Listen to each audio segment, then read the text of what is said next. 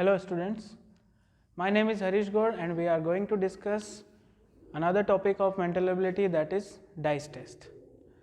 DICE test में हम DICE से related कुछ problems को discuss करेंगे जो भी DICE में problems होती हैं। और basically DICE जो होता है वो दो तरह का होता है। सबसे पहले तो हम DICE की बात करें तो कि DICE हमारा कहाँ पर, अगर जनरल वे में जनरल लाइफ में हम यूज़ देखें तो DICE हमारा बहुत यूज़ में आता है। अगर आपने कभी लूडो खेला हो या लैडर एंड स्नैक जिसे हम सांप सीढ़ी कहते हैं हिंदी में, वो खेला हो तो उसमें हम डाइस का ही यूज़ करते हैं। एक 3D ब्लॉक होता है, उस ब्लॉक पर डॉट्स बने होते हैं या नंबर्स लिखे होते हैं, या तो डॉट बने होते हैं या नंबर लिखे होते हैं 1 2 3 4 5 6 कुछ इस तरह से, या फिर डॉट्स बने होते हैं 1 2 3 4 5 6 इस तरह से डॉट्स बने होते हैं, उसे हम कहते हैं डाइस। ओके, अब डाइस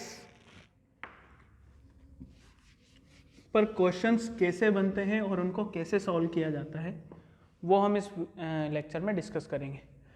सबसे पहले डाइस कितने तरह का होता है? दो तरह का डाइस होता है। One is called general dice, one is called standard dice.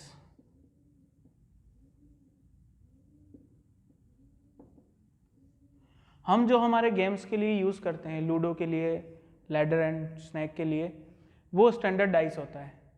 अब स्टैंडर्ड डाइस और जनरल डाइस में डिफरेंस क्या होता है? ज़्यादा डिफरेंस नहीं होता है। डिफरेंस ये होता है कि स्टैंडर्ड डाइस में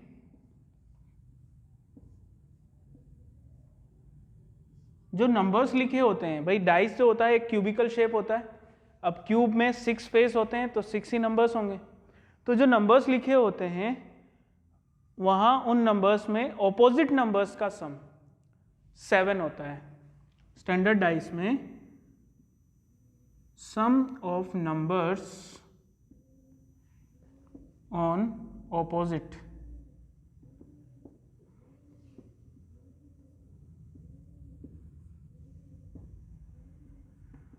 sum of numbers on opposite surfaces is 7। ये स्टैंडर्ड डाइस की कंडीशन होती है कि भाई अगर आगे 1 लिखा है तो फिक्स है कि पीछे 6 ही लिखा होगा, इसका जो ऑपोजिट सरफेस है पीछे की तरफ। अगर टॉप पे 5 लिखा है तो बॉटम पे 2 ही लिखा होगा। अगर राइट साइड में 3 लिखा है तो लेफ्ट साइड में 4 ही लिखा होगा। ये फिक्स्ड है।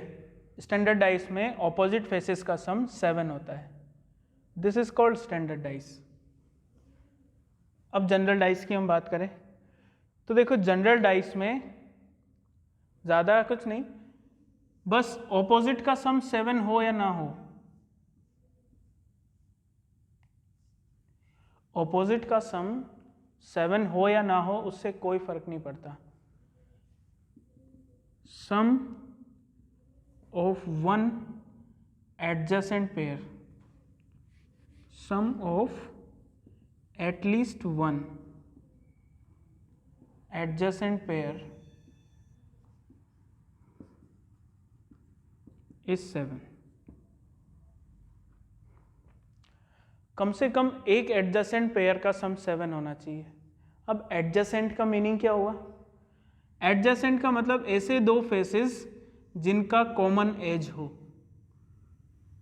ऐसे दो फेसेस जिनका एक एज कॉमन हो, उन दोनों फेसेस को हम एडजेसेंट पेयर कहते हैं।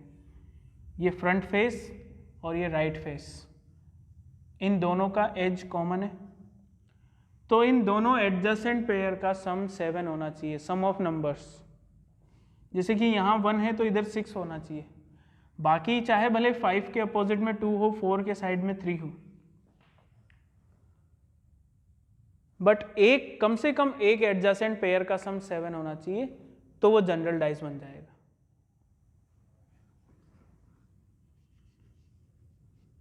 और ऐसा भी नहीं है, हो सकता है इधर 3 हो और इधर 2 हो, तो सारे एडजेसेंट पेयर का सम 7 हो गया। 5 और 2 एडजेसेंट है क्योंकि दोनों के बीच में एक ही कॉमन एज है। 4 और 3 एडजेसेंट है क्योंकि दोनों के बीच में एक ही कॉमन एज रहेगा। भाई अगर मैं इसको 3D डायग्राम बनाऊं कुछ इस तरह से, तो ये बॉटम सरफेस है, ये 3 है, ये फ्रंट है जिस पे 1 लिखा हुआ है, और ये 4 वाला है लेफ्ट साइड वाला। तो 4 और 3 के बीच में एक ही कॉमन एज है, तो 4 और 3 का भी सम 7 हो रहा है, 5 और 2 का सम भी 7 हो रहा है। तो तीनों पेयर एडजेसेंट पेयर का सम भी 7 हो सकता है, ठीक है। और कम से कम एक एडजेसेंट पेयर का तो सम 7 होना ही चाहिए, वो होता है जनरल डाइस। और अगर किसी भी एडजेसेंट पेयर का सम 7 नहीं है, no adjacent pair have sum 7, अगर किसी भी एडजेसेंट पेयर का सम 7 नहीं है, then that is called standard dice. यहां आप देख सकते हो कोई भी पेयर ऐसा नहीं है जिसका सम 7 हो, एडजेसेंट, ठीक है। तो ये बेसिक डिफरेंस है जनरल डाइस और स्टैंडर्ड डाइस का, कि भाई स्टैंडर्ड डाइस में sum of numbers on opposite faces is 7, general dice में sum of at least 1 adjacent pair is 7, कम से कम एक एडजेसेंट पेयर का सम तो 7 होगा ही। Now we should solve the questions of standard dice and general dice. देखो सबसे पहले जो क्वेश्चंस आते हैं हम उन क्वेश्चंस की बात करते हैं। क्वेश्चंस को हमने कुछ टाइप्स में डिवाइड किया है। टाइप 1 के जो क्वेश्चंस होते हैं वो स्टैंडर्ड डाइस पर बेस्ड होते हैं। स्टैंडर्ड डाइस पर बेस्ड क्वेश्चन कभी भी टफ नहीं होते ज़्यादा, दोज आर वेरी इजी, क्योंकि हमें पता होता है डाइस टेस्ट में हमें बेसिकली फाइंड क्या करना होता है, we need to find the number opposite to the another number. हमें किसी दूसरे नंबर का ऑपोजिट नंबर फाइंड करना है। अब अगर आपको पता हो कि ऑपोजिट नंबर्स का सम 7 है और एक नंबर आपको गिवन है, then you can find the another number, it's very easy. तो इसीलिए स्टैंडर्ड डाइस के क्वेश्चंस इजी होते हैं। भाई हमें पता है कि ऑपोजिट फेसेस का सम 7 है। अब अगर ऑपोजिट फेसेस का सम 7 है, फॉर एग्जाम्पल हमसे क्वेश्चन पूछा गया which number is opposite to 5 in standard dice.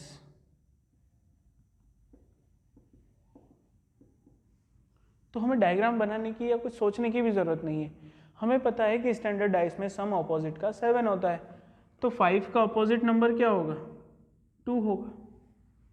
Clear है, answer is 2। In the following situation of dice which number is opposite to 2? If the situation is of standard dice,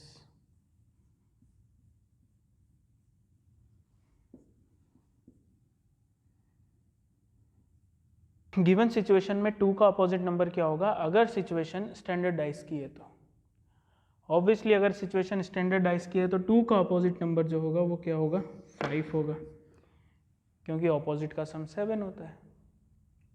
तो यहाँ तो हमें options की भी ज़रूरत नहीं है। ओके, नेक्स्ट, ये मैं आपको टाइप्स बता रहा हूँ कि कौन कौन से टाइप के क्वेश्चंस आपके स्टैंडर्ड डाइस से बन सकते हैं। Which of the following is the correct representation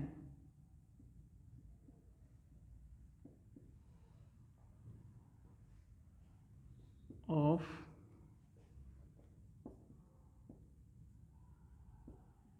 standard dice situation?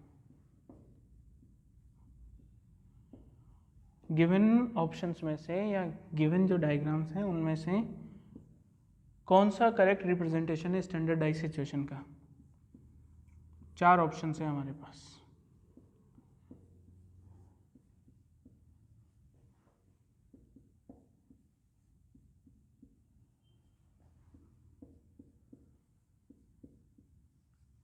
These 4 options.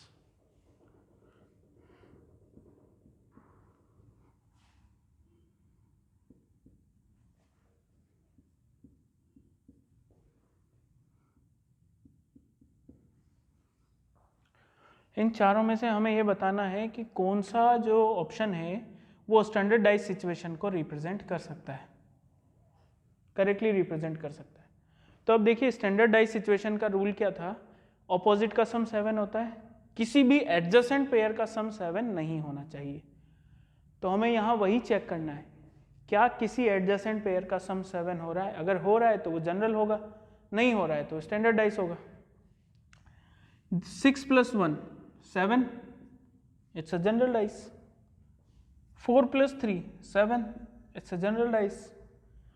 1 2 and 4 यहाँ किसी का भी सम 7 नहीं हो रहा एडजेसेंट का, ये स्टैंडर्डाइज है। यहाँ 4 और 3 का सम 7 हो रहा है तो ये जनरलाइज है।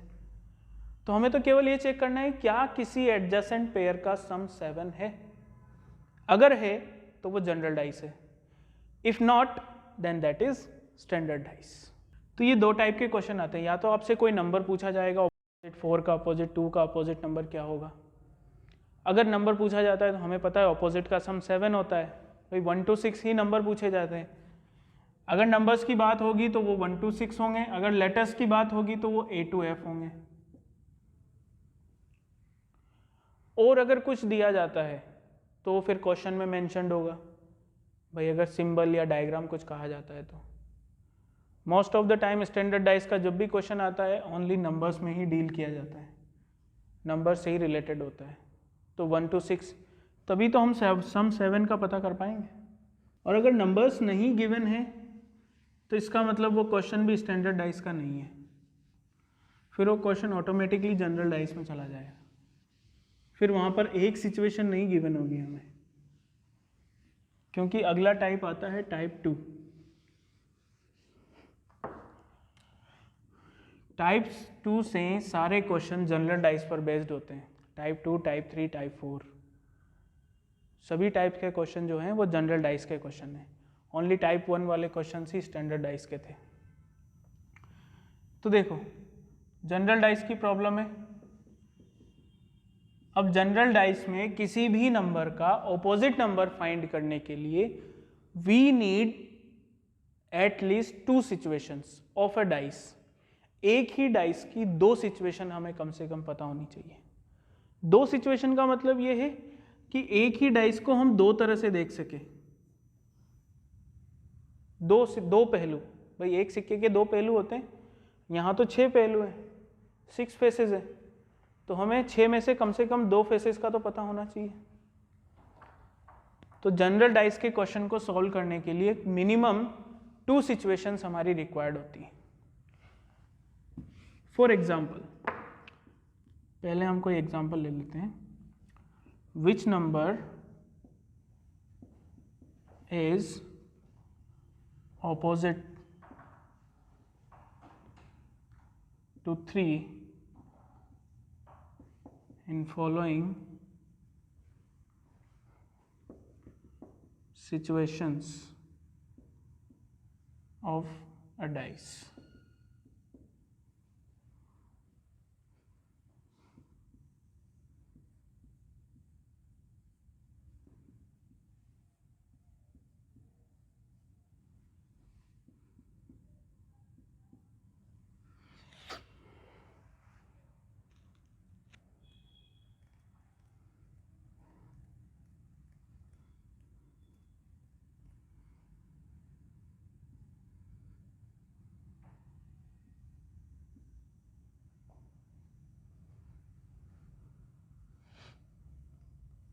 अब ये 2 सिचुएशन आ गई हमारे पास, हमें 3 का अपोजिट नंबर बताना है, बट 3 तो दोनों सिचुएशन में ही नहीं है।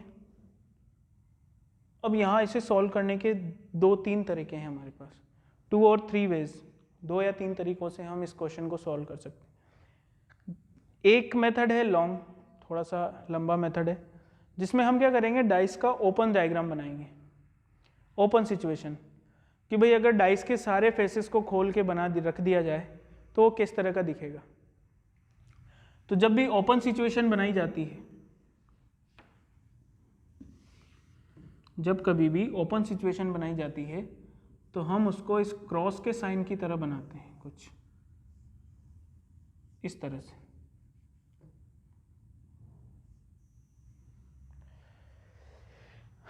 एक होता है वर्टिकल, एक होता है हॉरिजॉन्टल। वर्टिकल में 4 ब्लॉक्स होते हैं, हॉरिजॉन्टल में 3 ब्लॉक्स होते हैं, दोनों का एक कॉमन ब्लॉक होता है। अब इस ओपन सिचुएशन में हमें क्या करना है, इन्हीं नंबर्स को फिल करना है, क्योंकि ये जो ओपन सिचुएशन है इसमें ऑल्टरनेट फेसेस जो होते हैं, ऑल्टरनेट का मतलब एक छोड़कर एक, वो फेसेस एक दूसरे के ऑपोजिट होते हैं। अगर आप यहाँ से इसको फोल्ड करोगे तो इस फेस का अपोजिट, इस फेस का अपोजिट ये फेस आएगा अगर हम फोल्ड करेंगे तो। जब हम इन दोनों को फोल्ड करेंगे तो ये दोनों एक दूसरे के अपोजिट आएंगे, और जब हम इसे कंप्लीट फोल्ड करेंगे तो ये वाला फेस जो है इस वाले फेस के अपोजिट आएगा। 1 is opposite to 1, 2 is opposite to 2, 3 is opposite to 3। तो ऑल्टरनेट फेस एक दूसरे के अपोजिट है। अब हमें यहाँ पर इन नंबर्स को फिल करना है। तो अब आप देखिए कि यहाँ वर्टिकल और हॉरिजॉन्टल ब्लॉक्स में एक ब्लॉक कॉमन है। अब ब्लॉक ही अगर कॉमन है तो नंबर्स भी नंबर जो आएगा इसमें वो भी कॉमन होना चाहिए। तो हम देखते हैं इन दोनों सिचुएशन में, इन दोनों सिचुएशन में कोई नंबर कॉमन आ रहा है, ऑब्वियसली दैट इज 4। तो उस 4 को हम यहाँ पर फिल कर देते हैं। 4 को हमने फिल कर दिया। अब 4 से आपको रोटेशन चेक करना है, क्लॉकवाइज या एंटी क्लॉकवाइज। 4 से आप या तो क्लॉकवाइज फिल करो या एंटी क्लॉकवाइज फिल करो। क्या फिल करना है, 4 के अराउंड 4 ब्लॉक्स हैं, इन चारों ब्लॉक्स में आपको ये चारों नंबर फिल करने हैं। आप देखिए 5, 2, 1, 6 4 नंबर है, ये चारों नंबर 4 के अराउंड फिल करने हैं। अब फिल कैसे करना है, क्लॉकवाइज या एंटी क्लॉकवाइज, ये इट्स अप टू यू, आप कौन सा रोटेशन लेते हो, बट दोनों जगह सेम रोटेशन फॉलो करना है। दोनों जगह का मतलब पूरे क्वेश्चन में सेम रोटेशन फॉलो करना है। फिर आपको अगर आप क्लॉकवाइज रोटेशन लेते हो तो आगे भी हमें क्लॉकवाइज ही फॉलो करना है, अगर आप एंटी क्लॉकवाइज रोटेशन लेते हो तो आपको एंटी क्लॉकवाइज रोटेशन ही फॉलो करना है। फिर जैसे कि 4 से मैंने क्लॉकवाइज रोटेशन लिया तो 4 के बाद 5, 5 के बाद 2, 4 के बाद क्लॉकवाइजली 5 आया, 5 के बाद 2 आया। तो अब आप 4 में कहीं से भी स्टार्ट कर दो। आप जैसे मैंने 5 यहाँ फिल किया तो 5 से क्लॉकवाइजली 2 फिल होगा क्लॉकवाइज रोटेशन में। उसके बाद यहाँ जब मैंने क्लॉकवाइज रोटेशन यूज़ किया तो 4, 4 के बाद 6, 6 के बाद 1, तो अब 6 के बाद क्लॉकवाइजली 1 आना चाहिए, तो ऑब्वियसली 6 यहाँ होगा, तभी तो क्लॉकवाइज रोटेशन आगे बढ़ते हुए 1 को यहाँ लाएगा। भाई पहले हमने कॉमन नंबर फाइंड किया 4, उस कॉमन नंबर को कॉमन ब्लॉक में रख दिया। फिर 4 के अराउंड जो नंबर्स थे उन नंबर्स को हमने क्या किया, क्लॉकवाइज रोटेशन में फिल किया।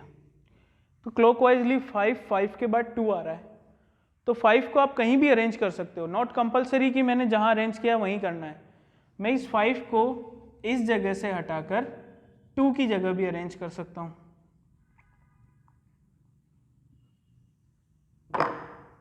ये 5 यहाँ भी अरेंज हो सकता है।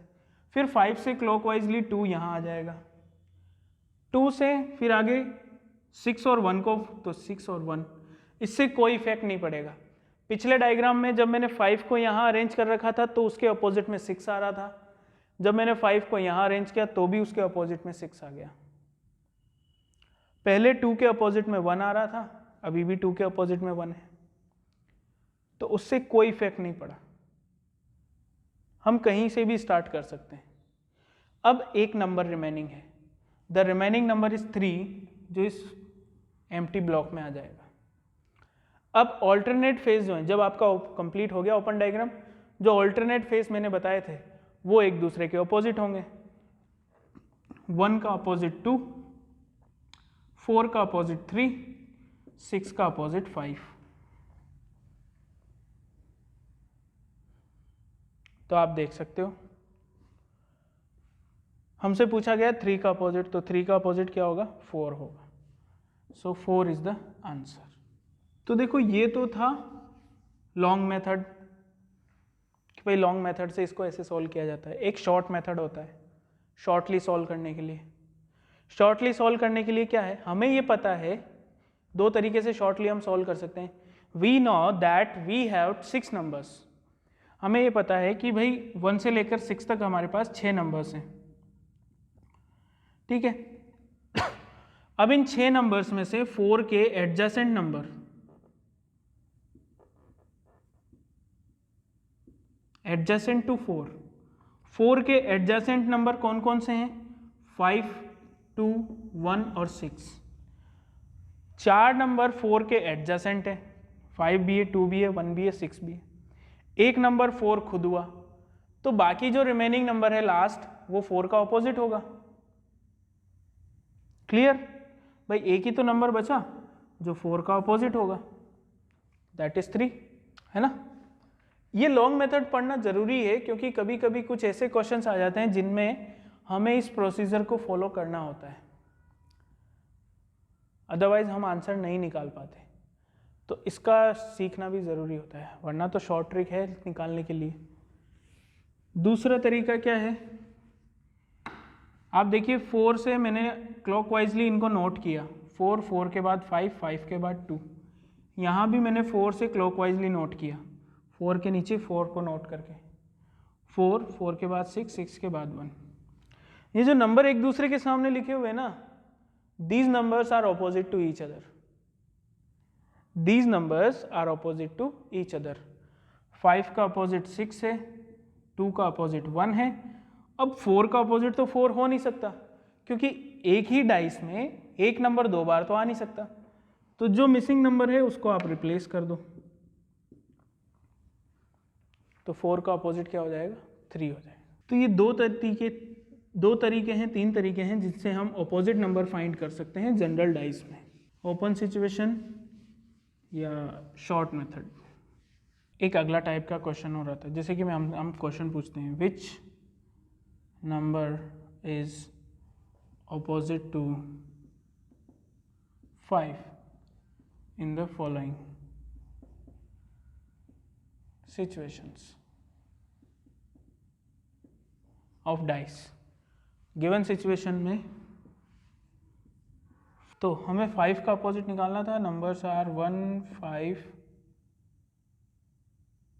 4, 1, 3, 2 ये नंबर्स थे। तो 1, 5, 4 और 1, 3, 2, तो 5 का अपोजिट 3, 4 का अपोजिट 2। जनरल डाइस और स्टैंडर्ड डाइस का जो मैं डिफरेंस बता रहा था कि एक जनरल डाइस में क्या होता है, हमें एडजेसेंट का सम 7 होता है, एटलीस्ट कम से कम एक पेयर का सम 7 होना चाहिए, तो वो जनरल डाइस होगा। स्टैंडर्ड डाइस में सभी ऑपोजिट पेयर्स का सम 7 होता है। वो सिचुएशन गलत थी, शायद मैंने गलत बोल दिया।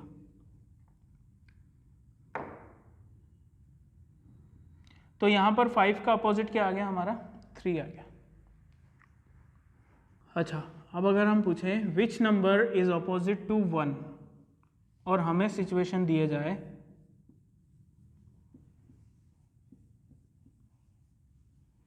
हमें सिचुएशन दे दी जाती है 1, 2, 4,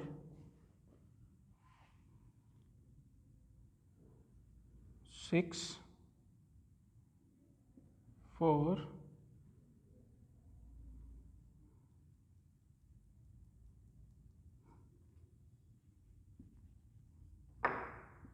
4, 6, 2।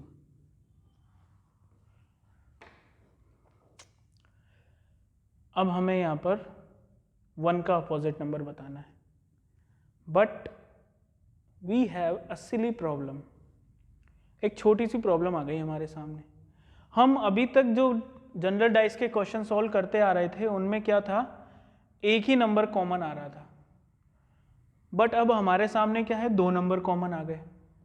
आप देख सकते हो 2 4, दो नंबर कॉमन आ गए। अब दो नंबर कॉमन आ गए तो अब इसको कैसे सॉल्व करें? when two numbers are common, when two numbers are common in the given situations,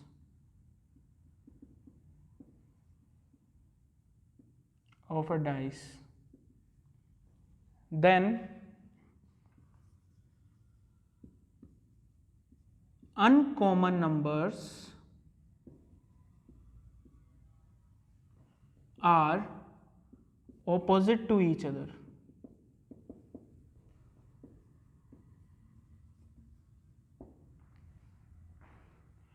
When two numbers are common in given situations of a dice, then uncommon numbers are opposite to each other. अब यहाँ पर uncommon numbers कौन कौन से हैं? 1 and 6. तो जब दो नंबर कॉमन होंगे तो अनकॉमन नंबर एक दूसरे के ऑपोजिट होंगे, और जब भी दो कॉमन नंबर वाला क्वेश्चन पूछा जाएगा, जब भी दो कॉमन नंबर वाला सिचुएशन गिवन होगा, हमेशा जो क्वेश्चन पूछा जाएगा वो किसके लिए पूछा जाएगा? अनकॉमन नंबर्स के लिए पूछा जाएगा। अगर कॉमन नंबर्स के लिए पूछा जाता है, जस्ट फॉर एग्जांपल, अब यहां तो हमने क्या हमारा क्लियर हो गया कि 1 का जो ऑपोजिट नंबर होगा वो क्या होगा? 6 होगा, क्योंकि जब दो नंबर कॉमन होते हैं तो अनकॉमन नंबर्स एक दूसरे के ऑपोजिट होते हैं, तो 1 का ऑपोजिट नंबर क्या होगा? 6 होगा। अब 2 का ऑपोजिट कुछ भी हो सकता है, 5 या 3, कुछ भी, ठीक है। अगर हमसे यहां क्वेश्चन पूछा जाए, if we have asked that which number is opposite to 2, अभी तो हमारे पास अनकॉमन नंबर का क्वेश्चन था, इसलिए हमने लॉजिकली आंसर दे दिया कि भाई 1 का अपोजिट नंबर 6 हो गया। लेकिन अगर हमसे पूछा जाता है कि 2 का अपोजिट नंबर क्या होगा, तो अब 2 का अपोजिट नंबर हम कैसे बता सकते हैं कि सर 2 का अपोजिट नंबर तो 3 भी हो सकता है और 5 भी हो सकता है। We are not sure, we are not sure. ऐसी कंडीशन में हमारा आंसर क्या होगा? Can't be determined.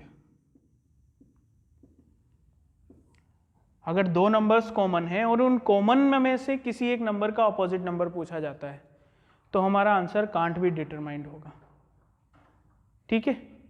अगर आपके ऑप्शंस इस तरह से हैं तो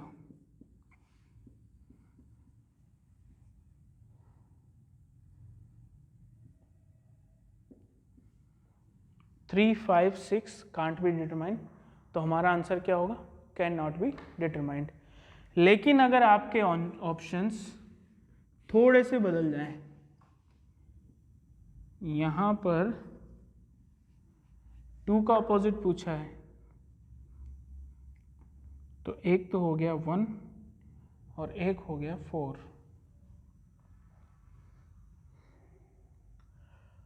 अब पॉसिबल हो सकता है आंसर देना, भाई कांट बी डिटरमाइन तो ऑप्शन में है नहीं, 1 का अपोजिट नंबर 6 है ये तो हमें पता है, 2 का अपोजिट नंबर क्या हो सकता है कि भाई 2 का अपोजिट नंबर 4 तो हो नहीं सकता, क्योंकि 4 तो एडजेसेंट में है, या तो 5 होगा या 3 होगा।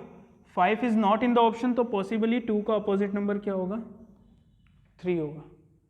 तो मैंने आपको सभी तरह से सिचुएशन बता दी। अगर दो नंबर कॉमन आते हैं तो अनकॉमन नंबर एक दूसरे के ऑपोजिट होते हैं, और क्वेश्चन अनकॉमन नंबर्स के लिए ही पूछा जाता है। 1 का ऑपोजिट नंबर 6 हो गया, बता दिया। अगर क्वेश्चन कॉमन नंबर्स के लिए पूछा जाता है तो answer most of the time क्या होगा? Can not be determined. अगर दोनों ही ऑपोजिट नंबर जो हैं, भाई जैसे यहाँ पर दो ही मिसिंग नंबर हैं, एक तो 3 और एक 5, अगर दोनों ही ऑप्शंस में गिवन है तो फिर answer can not be determined होगा। लेकिन दोनों में से अगर एक ही ऑप्शन में गिवन है तो फिर हमारा आंसर वही होगा।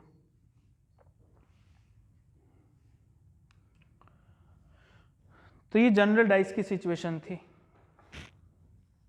अब जो टाइप्स डिवाइडेड हैं उनमें केवल पोजीशंस इंक्रीज होती है, सिचुएशंस इंक्रीज होती हैं। ये जनरल डाइस की सेकंड टाइप था जिसमें दो सिचुएशन गिवन थी। दो टाइप के हमने क्वेश्चंस पढ़े, जब एक नंबर कॉमन गिवन हो, और सेकंड सिचुएशन जब दो नंबर कॉमन गिवन हो, when one number is common and when two numbers are common. Now the third situation. Third situation में डाइस की तीन सिचुएशंस हमें गिवन होती है थर्ड टाइप में। For example, which number is opposite to 6? हमें 6 का ऑपोजिट नंबर पूछा है।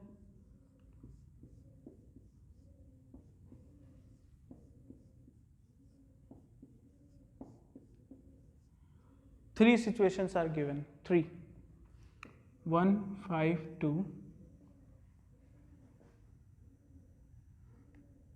3,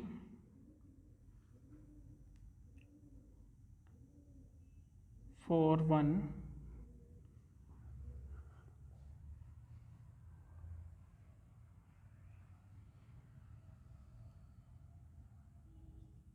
3, 4, 6.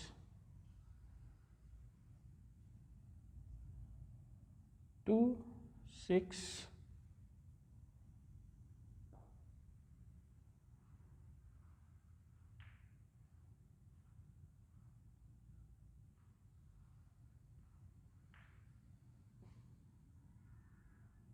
5.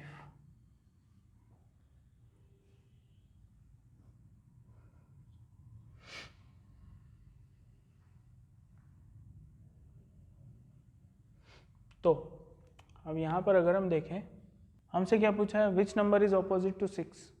कौन सा नंबर 6 का ऑपोजिट होगा? तो अब आप देखो कि 6 का ऑपोजिट नंबर हम कैसे फाइंड कर सकते हैं।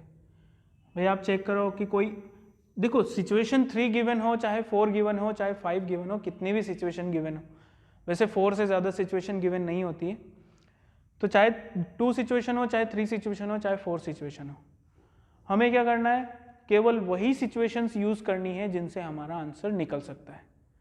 बाकी सिचुएशन से कोई मतलब नहीं है, उनका हमें काम भी नहीं है। जैसे कि यहाँ पर अगर हम देखें तो इन दोनों सिचुएशन से हमारा आंसर आ सकता है, क्योंकि दोनों में एक नंबर कॉमन आ रहा है, दैट इज 6। इन दोनों सिचुएशन में कोई भी नंबर कॉमन नहीं है, तो इनसे हम नहीं बना सकते, है ना। या फिर हम फर्स्ट और लास्ट सिचुएशन को यूज़ कर सकते हैं। कैसे? फर्स्ट और लास्ट सिचुएशन में दो नंबर्स कॉमन आ रहे हैं, यहाँ और ज़्यादा इजी हो गया।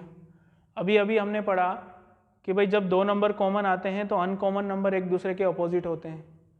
तो जब 5 और 2 कॉमन है तो 1 का अपोजिट क्या हो जाएगा, 6। तो डायरेक्टली हमारा आंसर आ गया कि 6 का अपोजिट नंबर क्या होगा, 1 होगा। तो चाहे सिचुएशन 3 गिवन हो, चाहे 4 गिवन हो, चाहे 2 गिवन हो, we need to find answer by using 2 situations. हमें केवल 2 सिचुएशन यूज करके आंसर फाइंड करना है, ठीक है। तो टाइप 3 में 3 सिचुएशंस गिवन होती है। कभी क्वेश्चन ऐसे भी आता है, विच नंबर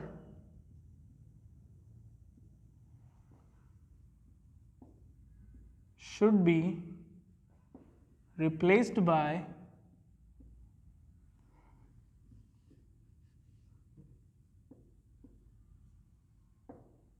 क्वेश्चन मार्क। कौन सा नंबर है जो क्वेश्चन मार्क से रिप्लेस होगा? अब ये किस टाइप का क्वेश्चन है?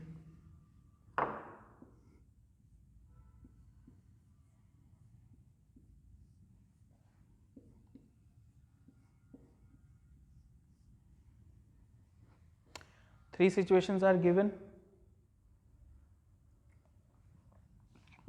2, 4, 3, 1, 5, 2, 6, 1 क्वेश्चन मार्क। दो सिचुएशन हमें कंप्लीटली गिवन है, लास्ट सिचुएशन में क्वेश्चन मार्क गिवन है। अब अगर हम थोड़ा सा लॉजिक लगाएं, दोनों में कॉमन आ रहा है 2 4 3 2 1 5, 4 का अपोजिट 1 होता है, 3 का अपोजिट 5 होता है, और 2 का अपोजिट जो है 6 होता है। अब यहाँ हमें गिवन है 1 और 6, तो देखो 6 का अपोजिट 2 है, तो 2 तो इस क्वेश्चन मार्क वाले प्लेस पर नहीं आएगा क्योंकि वो तो 6 के अपोजिट वाले फेस पर जाएगा, और 1 का अपोजिट 4 है तो वो 1 के अपोजिट वाले प्लेस पर आएगा। तो इस प्लेस पर दो ही नंबर्स रिमेनिंग है, या तो 3 या 5। अब अगर ऑप्शन में 3 और 5 में से एक ही नंबर है तो हम इजीली टिक कर देंगे कि भाई अगर ऑप्शन में 3 ही गिवन है तो 3 आएगा, 5 ही गिवन है तो 5 ही आएगा। ये तो डायरेक्टली सॉल्व करने का तरीका हो गया, ठीक है।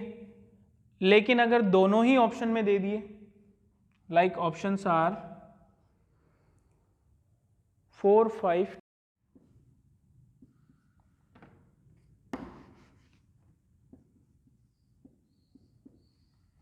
4 5 2 3, ये चार ऑप्शंस हमें दे दी। अब 3 भी आ गया, 5 भी आ गया, अब हम क्लियर नहीं है कि भाई क्या आएगा। तो फिर ऐसी सिचुएशन में we need to follow the open diagram condition. हमें क्या है, फिर वो ओपन सिचुएशन बनानी पड़ेगी, उसी से हमारा आंसर आएगा। मैंने आपको बताया कैसे सॉल्व करना है। कॉमन ब्लॉक में कॉमन नंबर, इन दोनों सिचुएशन में कॉमन नंबर क्या है 2, तो 2 हमने यहाँ फिल कर दिया। 2 से हमने क्लॉकवाइजली फिल किया 4 और 3, ये 4 ये 3, फिर 2 से क्लॉकवाइजली फिल किया तो 1 और 5, और 6 जो है वो इस जगह आ गया। वही सिचुएशन है, 2 का अपोजिट 6, 4 का अपोजिट 1 और 5 का अपोजिट 3। अब यहाँ से कैसे पता चलेगा, जब हम इसको फोल्ड करेंगे तो 6 और 1 आप देखिए क्लॉकवाइज है, 6 के बाद 1, यहाँ भी 6 के बाद 1 क्लॉकवाइज है, अगला जो फेस आ रहा है वो भी क्लॉकवाइज होना चाहिए। तो 1 से अगर हम क्लॉकवाइजली आगे मूव करेंगे तो यहाँ कोई फेस आना चाहिए। तो अब आप देखिए ये जो 5 और 3 हैं ये दोनों क्या हैं, मूवेबल है। मूवेबल का मतलब मैं 5 और 3 को कहीं भी अरेंज कर सकता हूं। 5 can be adjust with 4, can be adjust with 2, can be adjust with 1, can be adjust with 6। 5 कहीं भी एडजस्ट हो सकता है, but only on the left side. वो लेफ्ट साइड में ऊपर से नीचे तक किसी भी नंबर के साथ एडजस्ट हो सकता है। सेम 3 भी कहीं भी एडजस्ट हो सकता है। 3 को भी हम कहीं भी एडजस्ट कर सकते हैं। ये दोनों अपनी अपनी साइड में कहीं भी ऊपर से लेकर नीचे तक, फ्रॉम टॉप टू बॉटम किसी भी नंबर के साथ एडजस्ट हो सकते हैं, but only in the same side. तो हमने क्या किया, 5 को तो चलो वहीं रहने दिया, 3 को हमने 2 के एडजेसेंट से उठाकर 1 के एडजेसेंट में रख दिया। अब देखिए 6 और 1 के बाद क्लॉकवाइजली रोटेशन में कौन सा नंबर आ रहा है, 3 आ रहा है। तो हमारा आंसर क्या हो गया, 3 हो गया। भाई क्वेश्चन मार्क भी तो 1 के एडजेसेंट में आ रहा है क्लॉकवाइज, उधर क्लॉकवाइज 1 के एडजेसेंट में 3 आ रहा है। So the answer becomes 3। This is called type 3 questions. अगला टाइप 4, कुछ नहीं होता ज़्यादा, केवल एक सिचुएशन बढ़ जाएगी। टाइप 4 में 4 सिचुएशंस आएंगी। Question, which number is opposite to 3? 3 का अपोजिट नंबर क्या है?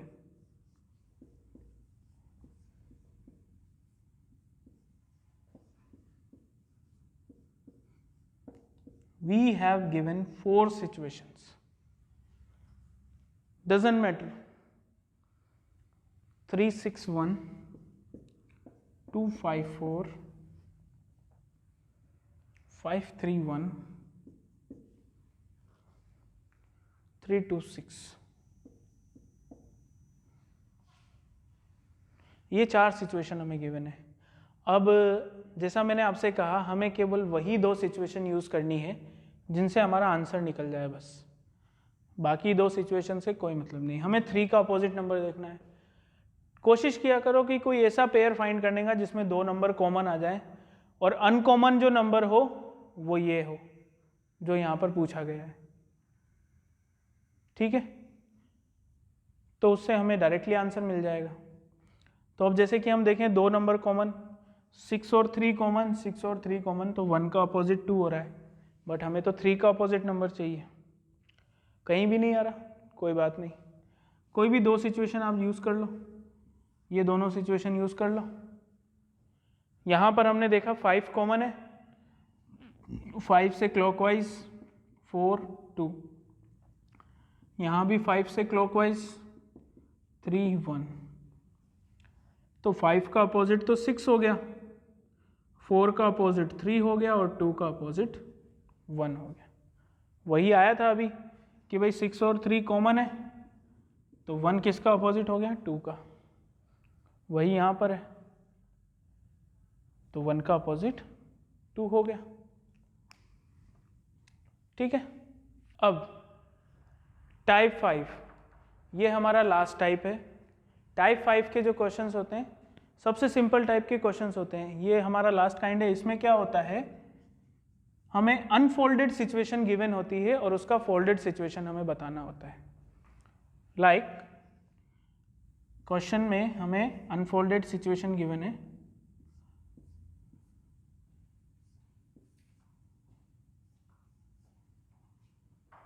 ठीक है।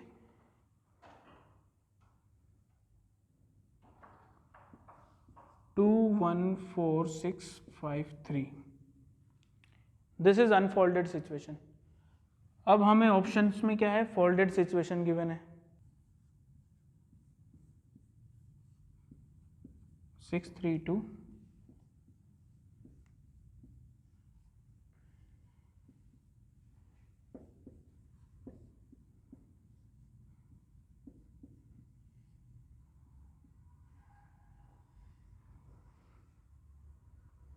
थ्री 1 5, 6 2 4,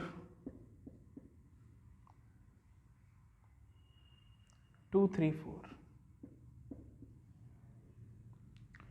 अब ये 4 फोल्डेड सिचुएशन गिवन है। 1 इज अनफोल्डेड, क्वेश्चन में जो है वो अनफोल्डेड सिचुएशन है और चारों के ऑप्शंस में फोल्डेड सिचुएशन गिवन है। What we need to do, we have to find that which option is correctly representing this situation. ये जो ओपन सिचुएशन है इसको फोल्डेड करने के बाद कौन सा करेक्टली रिप्रेजेंटिंग है। मैंने आपको बता रखा है कि ओपन सिचुएशन में ऑल्टरनेट फेस एक दूसरे के ऑपोजिट होते हैं और ऑपोजिट फेस कभी भी एक साथ नहीं दिखते। डाइस में ऑपोजिट फेस कभी भी एक साथ नहीं दिखेंगे। तो 2 का अपोजिट 4 है, 5 का अपोजिट 3 है और 1 का अपोजिट 6 है।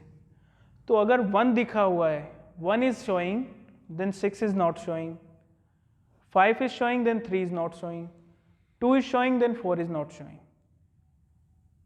ये होता है हमारा